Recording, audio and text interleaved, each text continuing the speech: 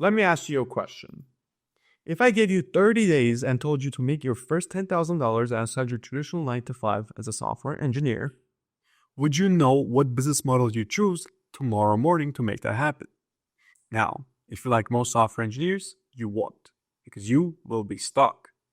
You see, most software engineers tend to default to a SaaS, and they overbuild and they make $0 after months of development work.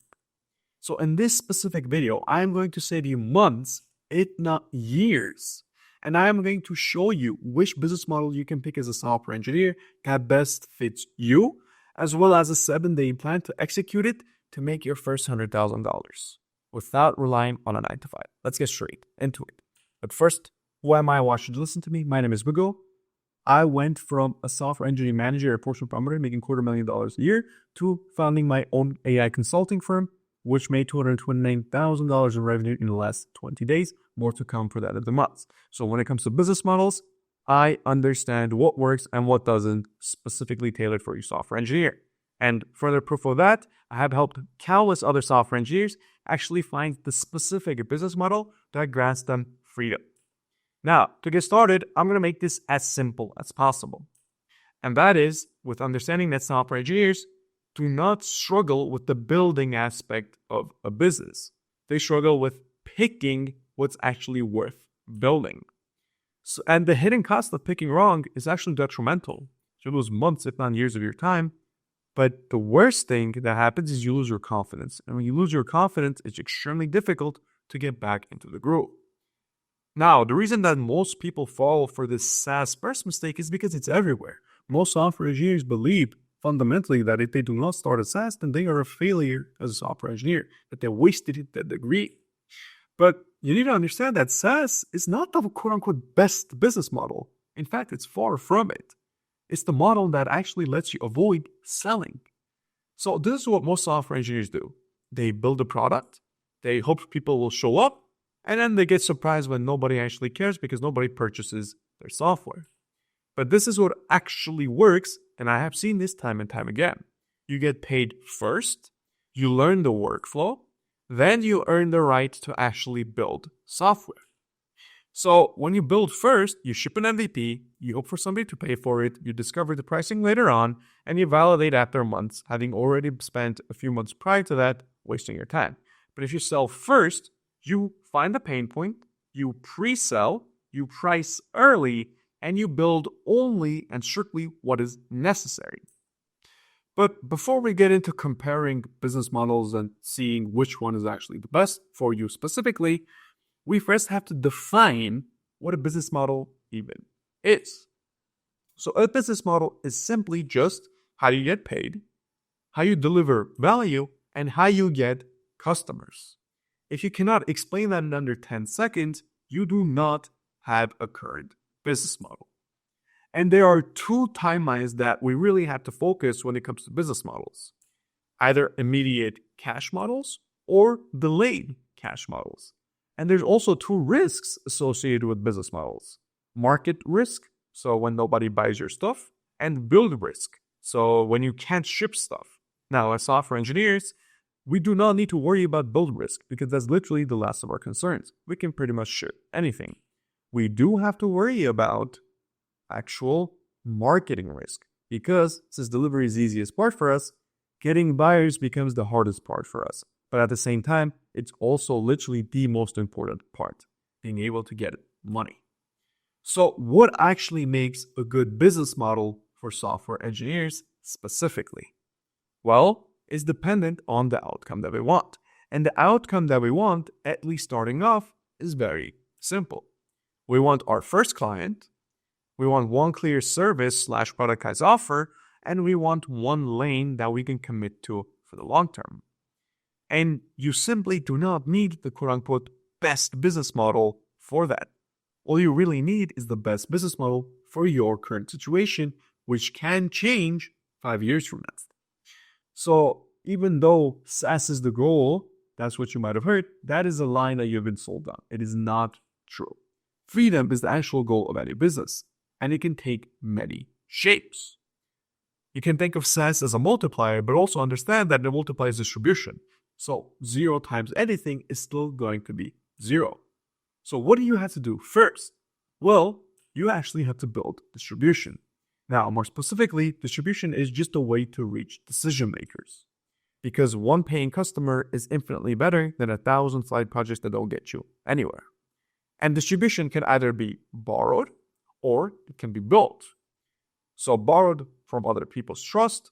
These can be, ex-colleagues, online communities, anything of that sort. And built, it could be your platform, be it on LinkedIn, be it on YouTube, having a newsletter, anything of that sort.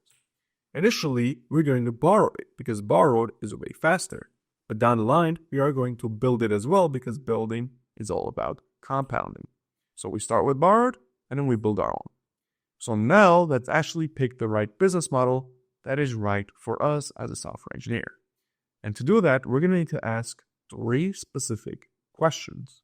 The number 1 question, how fast do we need our first dollar? How many hours or weeks can we commit? And what is our unique advantage? Now, when it comes to unique advantage, it's simply the culmination of our physical location, our immediate network, and our experience, both from a technical standpoint as well as life in general. When you have these 3 things, you have your unique advantage, and when you answer the other 2 questions, we are ready to move on to the business models. When it comes to the business models, you really have only 4 ways to go. Service-based, product-based, content/community-based, and employment and equity-based. Now, right off the bat, I can tell you that most of you are here for business. You might see this full-time employee and think, okay, this is not for me. However, this is the entire point of this video. There is no best business model. It's all about what's best for you at specific time points in your life.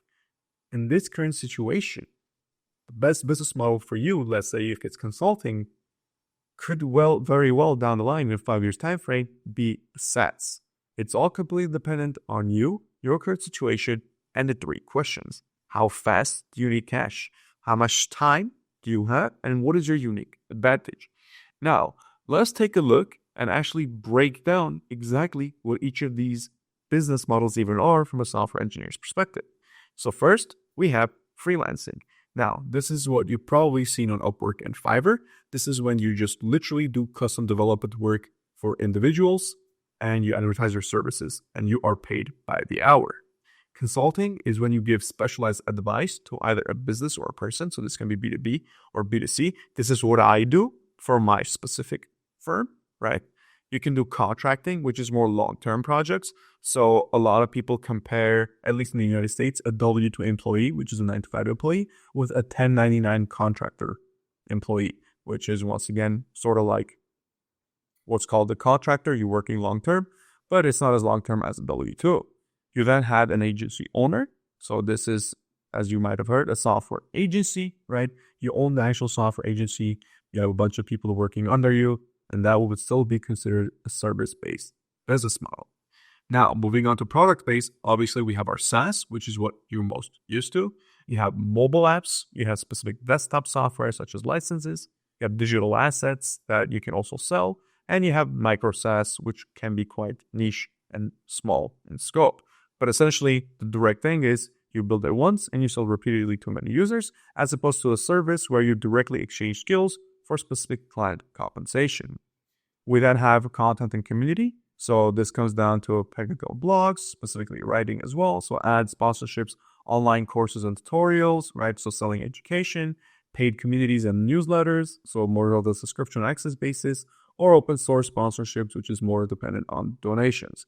Essentially, you leverage expertise to build a following and you generate revenue from that following. Some of you guys have seen software engineers that already do all these 3, right? Most people actually have all 3 at the same time. One of the most common ones, some of the indie hacker software engineers that you guys know, Mark Lau and a few of the other guys, they do content and community, they do product-based, they also do service-based. Last but not least, you have employment and equity. So all of you guys are familiar with the traditional 9-to-5, but then you also have the startup co-founder where you get equity and low salary. And of course, the early employee where you have salary and actual equity options as well.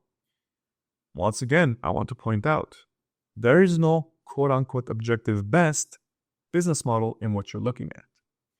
Somebody might say, well, SaaS is the most scalable.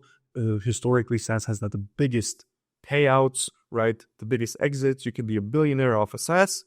Well, yes, you could, but that does not mean for you specifically, the software engineer watching this video, this is what you should do. That is all completely dependent on, once again, how fast do you need the money, how much time do you have to spend to get that money, and what your unique advantage actually allows you to do.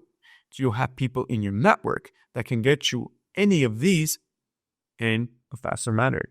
Maybe the location you're in, if you're located in the Bay Area, right, you have a more of an advantage for product-based businesses because all the startups are there.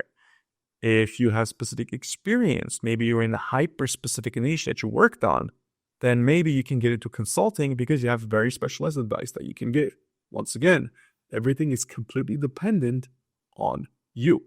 The general consensus that I recommend is take a look at your unique advantage, right? And if I were to kind of create a 7-day plan after this in a way to make your first 100K, this is how we'll go about it. List down your unique advantages. Who's in your network? Anybody that you know, anybody that can benefit you.